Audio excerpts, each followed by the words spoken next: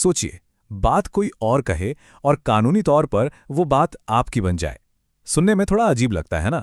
लेकिन कानून की दुनिया में एक ऐसा दिलचस्प नियम है जो बिल्कुल यही करता है। तो आइए आज कानून के इसी हैरान कर देने वाले पहलू को थोड़ा करीब से समझते हैं। जरा इस सिचुएशन के बारे में सोचिए। मान लीजिए कोई डील हो रही है और सामने वाला कहता है, देखो भाई, इस बारे में मुझे ज्यादा नहीं पता, एक काम करो, फला आदमी से पूछ लो, उन्हें सब मालूम है। अब रोजमर्रा की जिंदगी में तो ये एक बहुत ही आम सी बात लगती है, लेकिन कानून की अदालत में यही एक छोटा सा वाक्य पूरे मामले का रुख पलट सकता है। सवाल यह है कि कैसे? चलिए पता लगाते हैं। इस पूरी कानूनी गुत्थी को सुलझाने के लिए एक बहुत ही सिंपल सी कहानी का सहारा लेते हैं। ये कहानी है एक घोड़े के सौदे की।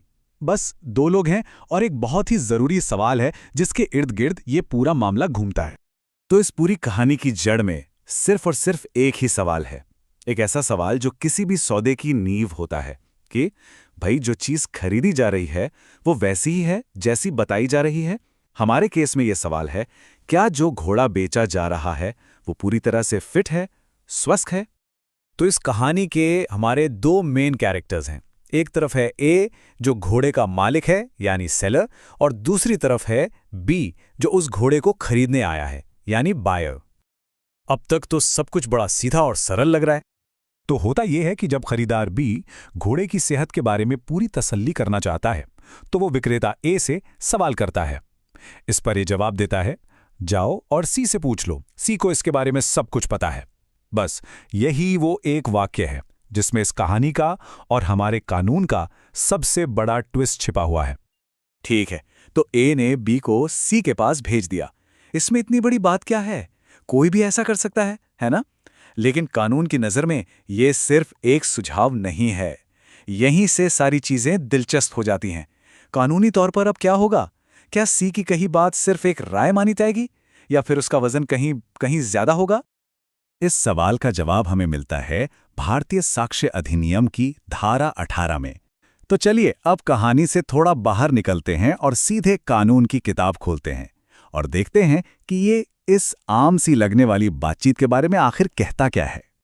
इस धारा को समझने से पहले एक कानूनी शब्द को समझना बहुत जरूरी है, स्वीकृति या एडमिशन। अब आसान भाषा में इसका मतलब है केस में शामिल किसी पार्टी का ऐसा बयान जिससे मामले के किसी फैक्ट के बारे में कोई इशारा मिलता हो, मतलब एक तरह से अपनी बात को थोड़ा बहुत मान लेना।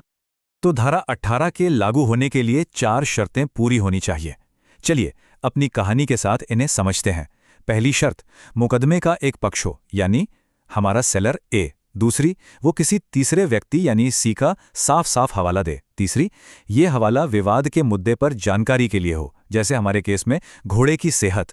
और चौथी और सबसे जरूरी बात, ऐसा होने पर उस तीसरे व्यक्ति यानी सी का बयान पहले व्यक्ति यानी ए का अपना बयान, उसकी स्वीकृति मान लिया जाएगा। अच्छा, अब यहां पर एक बहुत जरूरी बात है। कानून में शब्दों का खेल बहुत बड़ा होता है। धारा 18 में एक फ्रेज है, स्पष्ट रूप से, मतलब एक्सप्रेसली। इसका बहुत बड़ा मतलब है। देखिए, अगर ए पूरे भरोसे से कहता है जाओ सी से पूछो, उसे सब पता है, तो कानून इसे एक पक्का हवाला मानेगा। लेकिन अगर ए बस यूं ही कह दे सी से पूछकर देख लो, शायद उसे कुछ पता हो, तो ये सिर्फ एक सजेशन है। देखा कैसे सब और शायद इन दो शब्दों ने पूरी कानूनी कहानी ही बदल दी। तो चलिए वापस अपनी कहानी पर आते हैं। कानून के हिसाब से सी अब जो भी कहेगा वो ए का बयान माना जाएगा। ए ने बी को सी के पास भेजकर एक तरह से सी को उस एक सवाल के लिए अपना एजेंट बना दिया। अब सी की बात ए की बात है और ए लीगली उससे बंधा हुआ है। तो अब ये तो समझ आ गया कि नियम क्या है, पर सवाल ये उठता है कि भाई ऐसा नियम बनाया ही क्यों गया? इसके पीछे की सोच क्या है? ये सिर्फ कोई कानूनी फॉर्मेलिटी नहीं है, बल्कि इसके पीछे एक बहुत ही प्रैक्टिकल और लॉजिकल वजह है।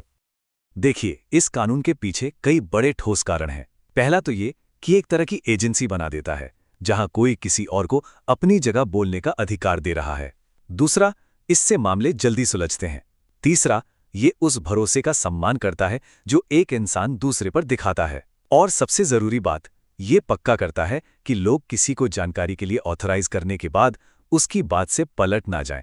ये फेयरनेस का एक जरूरी सिद्धांत है। तो ये तो हुई कानून की बात, लेकिन जरा एक पल को सोचिए। हम सब अपनी रोजमर्रा की जिंदगी में सच जानने के लिए या जानकारी के लिए आखिरी शब्द के तौर पर किसका हवाला देते हैं? वो कौन है, कोई दोस्त, कोई एक्सपर्ट या कोई किताब, जिसकी बात को हम अपनी बात मानकर सामने रखते हैं। इस कानूनी नियम को जानने के बाद शायद अगली बार किसी का हवाला देने से पहले हम सब एक बार और सोचेंगे।